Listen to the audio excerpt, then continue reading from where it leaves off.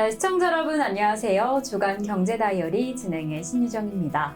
8월 셋째 주 또 어떤 소식들이 시장을 뜨겁게 달궜을지 이슈들 체크해 보겠습니다.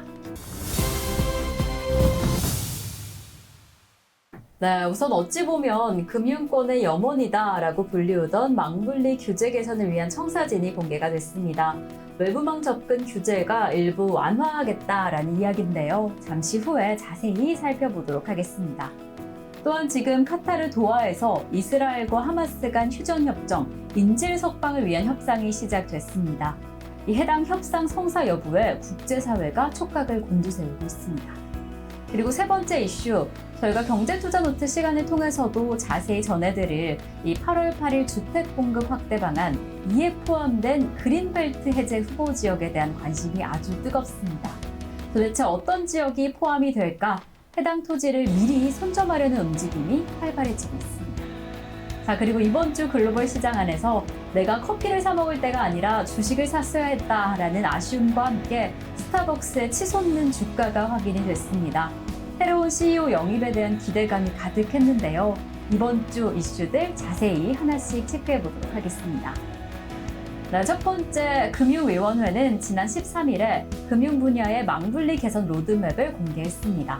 금융당국은 이전부터 개인정보 보호와 보안을 이유로 막아놨던 외부망 접근을 일부 완화하겠다라고 이번에 전한 건데요. 이렇게 망분리 완화를 위해서 금융회사들도 생성형 인공지능, 클라우드 기반의 응용 프로그램을 더욱 적극적으로 활용할 수 있을 것으로 보여집니다. 이렇게 새로운 정보통신기술 사용이 더욱더 용이해지면서 국내 금융산업의 서비스질 역시나 한층 더 업그레이드 되지 않을까라는 관측이 보여집니다. 이러한 성과가 인정된다라고 한다면 이르면 내년부터는 개인 신용 정보까지 망분리 환경에서 충분히 활용할 수 있게 만든다는 방침도 전했습니다. 지금 이를 위해서는 더 강력한 보안 대책도 추가적으로 필요해 보입니다. 그리고 전 세계를 위기로 몰고 있는 가자 지구의 전쟁, 벌써 11개월에 접어든 상황입니다. 이에 현지 시간으로 15일 이스라엘과 하마스 간의 휴전 그리고 인질 석방을 위한 협상이 시작됐습니다. 이번 휴전협정은 이란과 이스라엘 간의 확전 여부를 가르는 아주 중대한 분수령으로 꼽히고 있습니다. 우선 첫 번째 날의 회담은 건설적이었다라고 평가가 됩니다. 이제 다가오는 둘째 날 회담은 16일에 이어질 예정인데요. 이번 협상에는 이스라엘과 미국 그리고 카타르, 이집트 대표가 참석을 한 상황입니다. 사실 당국인 하마스는 직접 참여하지 않아서 이에 카타르와 이집트가 하마스 측의 중재인 역할을 맡고 있는데 이 두 번째 회담까지 정상적으로 이루어져서 이번 회담이 중동 위기의 돌파구가 되어줄 수 있을지 주목되는 상황입니다.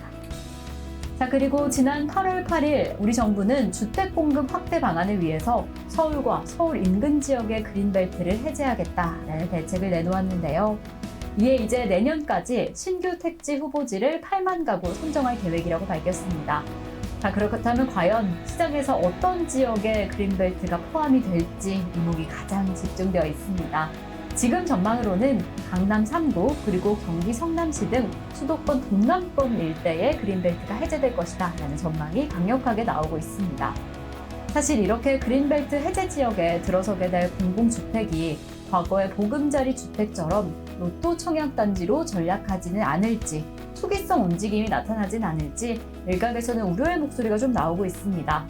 이에 정부는 선호 입지 중심으로 해제하고 환경 보존 가치가 높은 지역은 제외한다라는 추가적인 방침도 내놓은 상황입니다.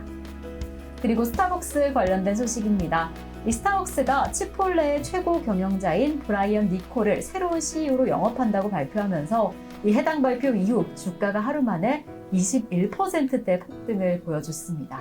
최근 스타벅스는 미국과 중국 시장을 중심으로 매출 부진을 겪어왔는데요. 이러한 매출 부진으로 어닝 쇼크도 겪게 되고 해당 이슈로 주가 급락까지 이어지면서 다소 흔들렸던 스타벅스가 이렇게 새로운 CEO라는 승부수를 던진 겁니다. 아무래도 최근에 이 제품 가격이 인상이 되고 모바일 앱 서비스 때문에 불편함을 느끼던 고객들에게도 다시금 만족감을 줄 수 있을지, 이렇게 상승한 주가만큼 기대감을 충족시켜줄 수 있을지 계속해서 움직임 체크해 보시는 게 중요할 것 같습니다. 자, 그럼 저희는 다음 주 일정들 확인을 해 보겠습니다. 이렇게 일정과 이슈를 미리 파악하면 다음 주 증시 대비하시는데도 훨씬 수월하실 텐데요. 다음 주에는 어떤 일정들이 기다리고 있을까요? 우선 19일 월요일에는 미국 시장에서 민주당 전당대회가 개최됩니다.